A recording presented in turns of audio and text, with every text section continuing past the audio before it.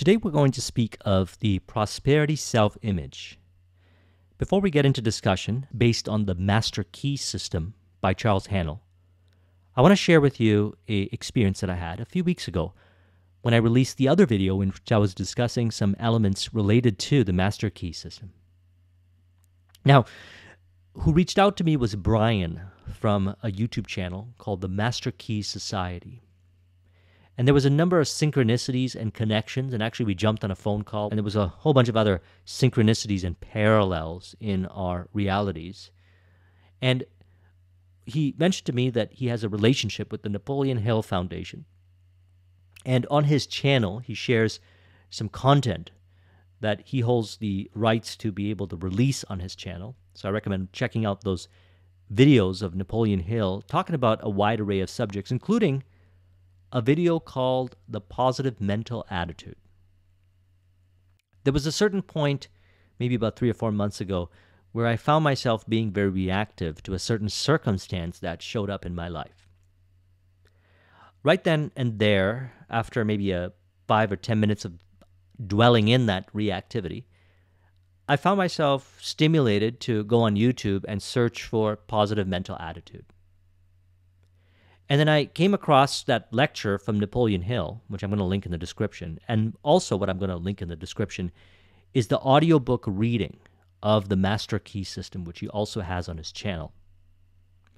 And I trust that you'll enjoy those videos. But after watching the video, which was a recorded video, rare recorded video of Napoleon Hill discussing positive mental attitude, I found myself back into the ideal state of mind. And the reason why I'm sharing with you these experiences is because as you continue to move towards your vision, you will start to notice that people, circumstance, information will show up in the most unexpected ways to guide you and contribute to your vision. The key is we want to release from over-identification to that reactivity. And we want to catch ourselves when we have been potentially dwelling in certain states of mind that is not in harmony with our vision based on excessive tension or reactivity. As we release from it, and then something happens to show up to guide us back into our ideal state of mind, be it a video or inner dialogue or something, we recognize what Charles Haanel says here very clearly. He says, in the domain of mind and spirit, in the domain of practical power, such an estate is yours. You are the heir. You can assert your heirship and possess and use this rich inheritance. Power over circumstances is one of its fruits. Health, harmony, and prosperity are assets upon its balance sheet. It offers you poise and peace. It costs you only the labor of studying and harvesting its great resources. It demands no sacrifice except the loss of your limitations, your servitudes, and your weakness. It clothes you with self-honor and puts a scepter in your hands. What he's referring to is the rewards of releasing from limitations. More specifically, the word can't. If something were to show up on your journey that seems to throw you off, reactivity can stimulate a certain state of mind that is not in harmony with the vision, in which we interpret the obstacles or whatever it is that shows up in front of us from a perspective of obstacle, in which we may find it challenging to be able to see it for what it really is, how it is in contribution and harmony to your vision. When we recognize that what has happened is we've gone into a different state of mind, we can pause for a moment, we can step away, we could center ourselves, we could release from the interpretation and go back to our pure awareness and receive the accurate interpretation within. And as we receive this accurate interpretation within, what we'll notice is that we now change the word can't into can, and as a result transmute that potential obstacle, which would lead us in a different direction, into an opportunity, knowing that all the interpretation is found within. There is only one interpreter, and the interpreter is you. So, as he states, all possession is based on consciousness. All gain is the result of an accumulative consciousness. All loss is the result of a scattering consciousness. So this is why we set a vision in relation to prosperity, whatever it is for you, your career, social, spiritual, family, physical, intellectual, financial. Because as we move down this journey to the realization of this vision, we do two things. We further affirm this self-image that is in harmony with the vision and thus become that person, and which is reflective in our thought processes, our behaviors, how we emotionally integrate with the different experiences, more from a place of flow. Or we reveal certain attributes within ourselves, which a lot of time came from past experiences in which we assigned certain interpretations which formed a concept of self or self-image that seems to play out certain theater, which we would call reactivity, stress, frustration, excessive identification with doubt, immobilization as a result of identification with fear, and so forth. When we recognize that these automatic expressions are from the subconscious self-image, we now see the opportunity to change how we relate to those attributes that are presented in the world without. And as we change how we relate to these attributes to the world without, we experience a higher degree of harmony in the world within. As he states, the world without is a reflection of the world within. What appears without is what has been found within. In the world within may be found infinite wisdom, infinite power, and an infinite supply of all that is necessary, waiting for unfoldment, development, and expression. We talked about this a few videos ago. I'll put a link in the description to this. You have all the wisdom, all the power, and everything you need within you to unfold and express as your vision within you. He says if we recognize these potentialities in the world within, they will take form in the world without. So what we do is we recognize these attributes, these potentialities, these aspects within us that were always there guiding us to the revelation of our vision. We can call this building a connection with the divine realm, your ideal self-image, your higher self, the world within, becoming your own best friend. You guide yourself from within to the destination, and this is reflected as a higher degree of harmony as far as journey goes to the realization of your vision. You know the way. It's already there within us. And he states, harmony in the world within will be reflected in the world without by harmonious conditions, agreeable surroundings, the best of everything. It is the foundation of health and the necessary essential to all greatness, all power, all attainment, all achievement, and all success. So let's look at this last part here. It says, necessary essential to all greatness, all power, all attainment, all achievement, and all success. Now, when we look at that statement, we recognize that we're speaking from a place of internal locus of control rather than external locus of control. And the distinction between the two is internal locus of control states that you create your own reality and you are the only interpreter guided from within to bring forth the reality of your preference. External locus of control is based on past interpretation that says you are not able to do this because of X, Y, or Z. Knowing that those were past interpretations related to past circumstances, we can release from those interpretations, bring us back to the center, and help us receive the information within to realign, or as we've been discussing, order our inner conversations, our inner thoughts to be reflective and in harmony with the vision. Now, all of this is found within. It's just that some of us, for certain stages of our life, didn't believe that we have this wisdom within. We are connected to infinite intelligence, as also discussed by Napoleon Hill. Harmony in the world within means the ability to control our thoughts and to determine for ourselves how any experience is to affect us. Now, that's an enormous amount of understanding right there.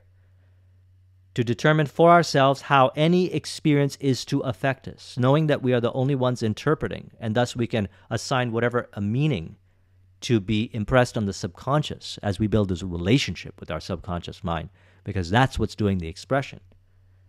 What we'll notice is harmonious expressions based on harmonious interpretations, which also form the harmonious self-image that is one with the vision. And why? Because harmony in the world within results in optimism and affluence. Affluence within results in affluence without. So we can replace the word affluence with prosperity. In regards to family, social, remember, we're looking at prosperity. We're looking at it from a broader context. What does prosperity mean to you? You don't need to look for a definition that was given by somebody else in order for you to decide what it means for you. Prosperity is your natural way of being, and you will always gravitate to what you love, which is in harmony with the prosperity that is for you. Thus will be revealed in the outer world. So we're on a journey. And perhaps some of these interpretations, which we would call limiting, were experiences that we've had in our past, in which we've identified with it. And these interpretations are reflected, as he states here, the world without reflects the circumstances and the conditions of the consciousness within. So the source is within. Wisdom is also found within. Understanding is found within.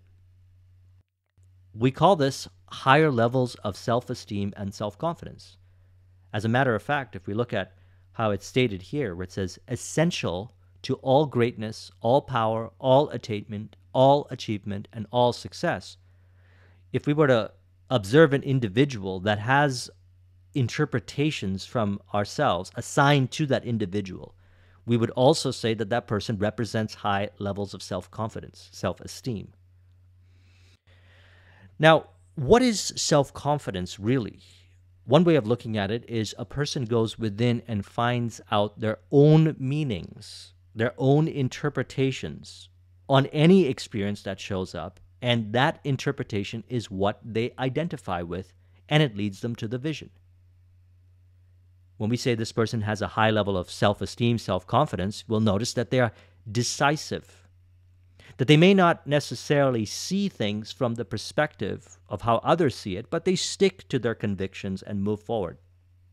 This is the pathway to higher degrees of harmony within, to realizing what prosperity means to you, and to also bring forth that prosperity as a result of affirmation of those inner conversations in relation to that confident self-image that is reflective of the vision. He states, if we find wisdom in the world within, we shall have the understanding to discern the marvelous possibilities that are latent in this world within, and we shall be given the power to make these possibilities manifest in the world without. So let's look at that. If we find wisdom in the world within, we find the answers within. The answers have always been there within. And as we rise up in self-confidence, we will find those answers within. What seems to prevent us from finding the answers within is our own interpretations, again formed within. And by releasing these interpretations, such as can't be prosperous, don't deserve prosperity, by changing these interpretations within, the world without reflects the circumstances and conditions of the consciousness within. So what's going on in the imagination of a person that believes that prosperity is for them, that they deserve the prosperity, that they're motivated to move towards the prosperity, that they're excited and stimulated to move towards the prosperity? What you will notice is that they will think a certain way, speak a certain way, behave a certain way, and they will continue to bring forth a higher degree of prosperity as the outer world expressions further impress the subconscious to recreate itself in ever-compounding nature. He says, as we become conscious of the wisdom in the world within, we mentally take possession of this wisdom. And by taking mental possession, we come into actual possession of the power and wisdom necessary to bring into manifestation the essentials necessary for our most complete and harmonious development. So we're developing within. We call this personal development. We're developing within. What does that really mean? If we look back at personal development and the whole industry of personal development, and just about any book or seminar or training or audio program or any kind of information in relation to personal development, what we're talking about is the self-image. And there's a process for helping us overcome these attributes or understand these attributes and make peace with these attributes within ourselves and integrate these attributes within ourselves so that we can then select the self-image that is reflective of the vision and embody it and live it more so each day. So we experience a more flow-based journey to the destination. You can replace the word flow-based. You can say prosperous journey to the destination. There's many ways of going to a destination. You can go down a certain pathway riddled with stress and frustration and get to the destination.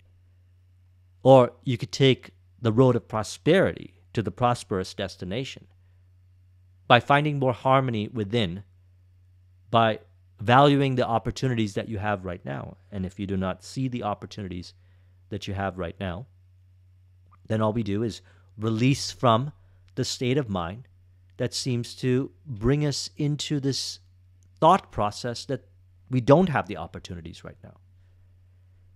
We have today, if you want to look at financial prosperity in relation to earning money, let's say a certain amount of income goal, tools available that were not available 100 years ago. We have the internet. We've got technologies available on the internet. Many people are dealing primarily on the internet. And all we have to do is align ourselves with the consciousness. And what is reflected then is the ability to see those opportunities and actually automatically move forward with those opportunities. Because what has happened then is we have embodied that self-image. We automatically find ourselves doing the things and connecting with the people that seem to automatically move us towards an objective, the end result. And we experience more of a flow-based journey. So how does one experience more of a flow-based journey? Well, one of the things we want to do is we want to recognize if we are identifying with certain thought processes internally that may be based on different states of mind that seem to suggest that you cannot be successful and bring forth the level of prosperity that you desire. Replace the word cannot with can or possibility or potentiality. And some of the persistent thought processes may be based on certain interpretations stored within our self-image, based on past experiences in which we assimilated these interpretations that we cannot be successful and bring forth what we desire. And then we change these interpretations. We change these core beliefs. And we change these core beliefs through affirmation, self-talk, stimulating environments, being around certain people that encourage and uplift and stimulate the ideal self-image that is reflective of your vision.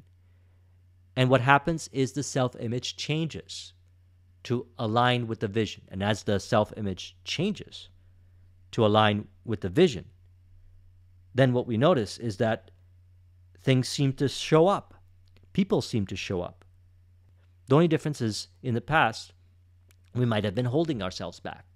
But now that we understand how this works, we enjoy this journey of identifying this programming within ourselves and changing it. And as stated, a lot of this seems to show up from earlier stages in life. And that's okay, because that doesn't mean that it has a grip over you to the point where you cannot change it.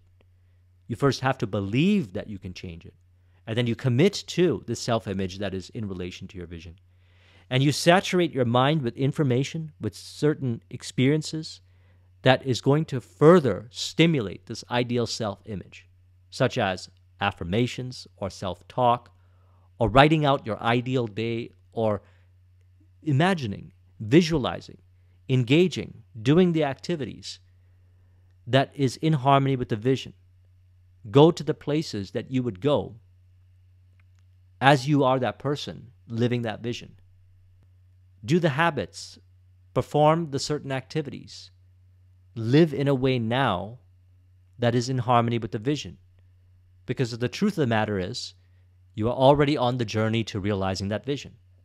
And as you embody the attributes of this version of yourself, the self-image that is reflective of the vision, you'll find yourself more in harmony in the world within, and thus further reflecting it as a harmonious journey to the destination. So what we want to do is we want to observe if any time during our journey of the day, let's say you want to reflect at the end of the day, where we experience reactivity or tension in relation to the journey of our vision, and write down, note, or reflect upon the certain experiences, interpretations that we have, and meditate and find the answers within. You build a deeper relationship with the world within. Some have conversations with their higher self, the divine realm within, become their own best friends, invisible counsel. They build relationships in the world within, and these relationships in the world within guide them to the destination. All of us do this. We carry on inner conversations with ourselves. The question is, are we carrying on the inner conversations in relation to our vision, or are we carrying on inner conversations that indicate certain thought processes of a state of mind in which we believe that we don't have the possibility to bring forth what we desire? We speak of the word faith a lot, and faith is loyalty to the vision. If a person was to maintain a higher degree of faith, then they will automatically have access to the information within themselves, the wisdom within themselves, to be able to accurately interpret and move forward. We call this being in flow or autotelic towards the vision. However, if a person has what we would call limiting beliefs that seem to hold them back, as they identify and change these limiting beliefs, what they will notice is a lot more flow-based journey to the destination. For example, in my journey in relation to prosperity, I had a lot of beliefs surrounding money. These beliefs were interpretations that I experienced from conversations that I had with people in my past. These formed beliefs, such as money is evil, and in order to get money, you have to work very hard. And then I had different conversations with other individuals who helped me understand the perspective that I was assigning to the concept of money. And they suggested to me that perhaps a person can work very hard and bring forth money. Certainly I was doing it for many years. Or a person can be more innovative, be more effective, be more leveraged, or even allow money to show up in the most unexpected ways. In the starting, this seemed unbelievable. But they seemed to have the experiences, and they lived in a way that was reflective of what they were discussing. And they proved it in equation that they were able to do it. So I started to believe what they were saying. And as I started to believe what they were saying, my beliefs started to change. And as I started to change, I would notice that I would reflect more those beliefs in my behaviors. I would find more higher leverage income sources. I would notice that I was having a lot more fun and joy doing the things I know I had to do on the entrepreneurial journey. I started to notice money, income, and opportunities show up in the most unexpected ways. Conversations, connections, and certain aspects of the entrepreneurial journey made a lot more sense to me in relation to what we talk about when it comes to working with relationships, assets, resources, and connecting them together in interesting ways to create additional revenue sources. All of this stuff had more to do with innovative thinking and ingenuity and creativity than it had to do with hard work. My beliefs changed, and I affirmed with those particular beliefs, especially after seeing the proof. However, a person doesn't need to even have those beliefs in order to produce the results. They can have unwavering faith and loyalty to the vision. And one of the best ways that we can do this is to work with the subconscious. Because when the subconscious has been impressed through affirmation, through prayer, through visualization, with information of what you desire to see brought forth in relation to prosperity, then the subconscious determines the ways and brings it forth, and it's all taken care of via the world within. And then we understand what he means when he says, if we find wisdom in the world within, we shall have the understanding to discern the marvelous possibilities that are latent in the world within, and we shall be given the power to make these possibilities manifest in the world without. We first recognize that eternity is buried within us. Infinity is buried within us, and we have access to this. And we are beyond this body in which we seem to identify with, many of us, as the totality of who we are. We are beyond this. And we are connected to everything via the world within, connected to the divine realm, connected to each other. We are connected from within. As a person works with this kind of information and purifies the mind of the limiting interpretations and beliefs, they will have a deeper connection, and they will notice that things seem to show up in the most interesting ways. We would call unexplainable. Of course, as we bring forth that prosperity, we'll be able to reverse engineer and reflect upon it and articulate it. Maybe you'll be able to write a book about it or share it with somebody. And people might start doing what you did when the way that you found it was your own individualized way. That's what we're talking about here. Now, that is found by maintaining this harmony within. Thus, every day we have the opportunity to identify if we are being reactive, unnecessary tense, and observe as this tension and reactivity is revealing. These emotions are guiding you to reveal certain interpretations that we have to outer world attributes, be it a conversation you have with a person, be it some information, a circumstance that shows up for whatever reason. And these emotional reactions are actually providing us an opportunity to change how we relate to those attributes by identifying this programming within the self-image and change it. And we'll know what to change it to. That's the beautiful thing. As we engage in this inner voice dialogue, inner voice conversation, connection with higher self, world within, invisible counsel, or being your own best friend and really reflecting at the end of the day and receiving, allowing yourself to receive the information, not via overthinking, but perhaps after meditation, you'll receive the accurate interpretation. And by the way, this is not new to us. We've been doing this. What we want is to practice doing this even more. Because as we do this even more, we'll find that we'll have the answers within. We'll understand that we do have the power over circumstances.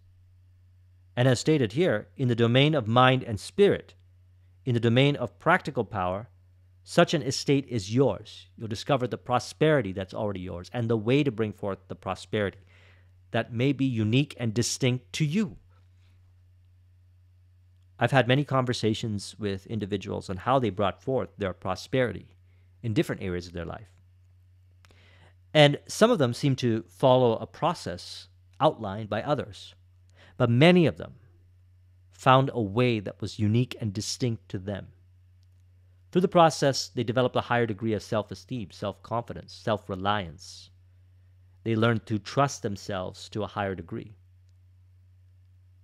And then they recognize what we're talking about here when we say it demands no sacrifice except the loss of your limitations, which is what we want anyways.